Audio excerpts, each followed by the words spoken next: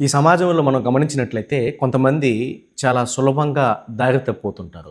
అందులో కొన్ని సందర్భాల్లో మనం కూడా చాలా సందర్భాలలో దారి తప్పి ఉంటాం. దారి తప్పిపోవడానికి గల కారణాలు ఏంటన్నది ఈ యొక్క వీడియోలో మనము ఆలోచన చేసే ప్రయత్నం చేద్దాం పిల్లలు. సామెతల గ్రంథం 19వ అధ్యాయము 2వ వచనంలో, ఒకడు తెలివి లేకుండుట మంచిది కాదు, తొందరపడి నడుచువాడు దారి తప్పిపోవును, ఒకని మూర్ఖత వాని ప్రవర్తనను తారుమారు చేయును. ప్రేమైన దేవుని వారలారా, ఇక్కడ 3 పాయింట్లు కనబడుతున్నాయి. ఒకటి ఏంటంటే తెలివి లేకుండాట, ప్రాపర్ నాలెడ్జ్ అనేది లేకపోవడం వల్ల చాలామంది దారి తప్పుతున్నారు. ఇర్మియా గ్రంథంలో మార్గములో నిలిచి చూడుడి, పురాతన మార్గములను గూర్చి విచారించుడి, మేలు కలుగు మార్గం ఏది అని అడిగి అందులో నడుచుకునుడి అని దేవుడు తన వాక్యంలో చెప్తున్నాడు పిల్లరా.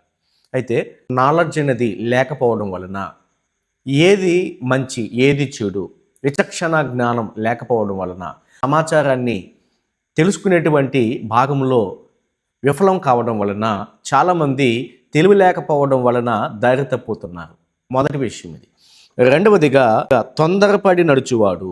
రెండవదిగా మనము ఏదైనా ఒక పని చేయాలి అనుకున్నప్పుడు, ఎక్కడికైనా వెళ్ళాలి అని అనుకున్నప్పుడు చాలా సందర్భాలలో మనం తొందరపడి నడవడం అనేది ఎక్కువ మందికి అలవాటు. మనకు ఏదైతే అనిపిస్తుందో, మనం ఏదైతే తలస్తామో, మనం ఏదైతే చేయాలనుకుంటామో వెంటనే చేయాలనుకుంటుంటాం.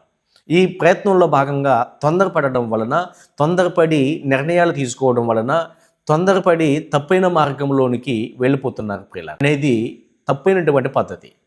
మూడవదిగా మనం గమనించగలిగితే మూర్ఖత వాని ప్రవర్తనను తారుమారు చేయును.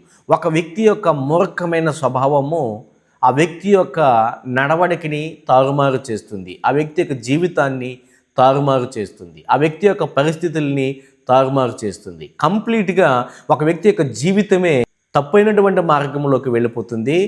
ఎలా ఉండాల్సింది ఎలా ఉన్నానేంటి, ఎలా ఉండాల్సినటువంటి నా జీవితం ఈ విధంగా మారిపోయింది ఏంటి, శాంతి సమాధానముతో బ్రతకాల్సిన నేను, ప్రశాంతమైన జీవితాన్ని గడపాల్సిన నేను ఎందుకు ఇలా అయిపోయినాను అని ప్రశ్న మనలో చాలామందికి వస్తుంది ప్రియులారా. చాలాసార్లు బాధపడుతున్నటువంటి సందర్భం కూడా కనబడుతుంది. దీనికి గల కారణం ఏంటి అని అంటే, మూర్ఖమైన ప్రవర్తన వలన మనము మన జీవితాన్ని పాడు చేసుకుంటాము.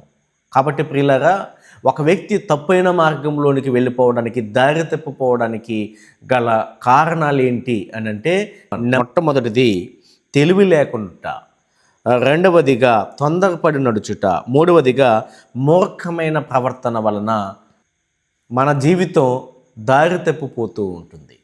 మన జీవితం దారి తప్పకూడదు అంటే ఖచ్చితంగా ఈ ప్రాముఖ్యమైన ఈ వచనంలో 3 విషయాలని గమనించాలని ప్రేమతో విజ్ఞప్తి చేస్తున్నాను. Thank you for watching. May God bless.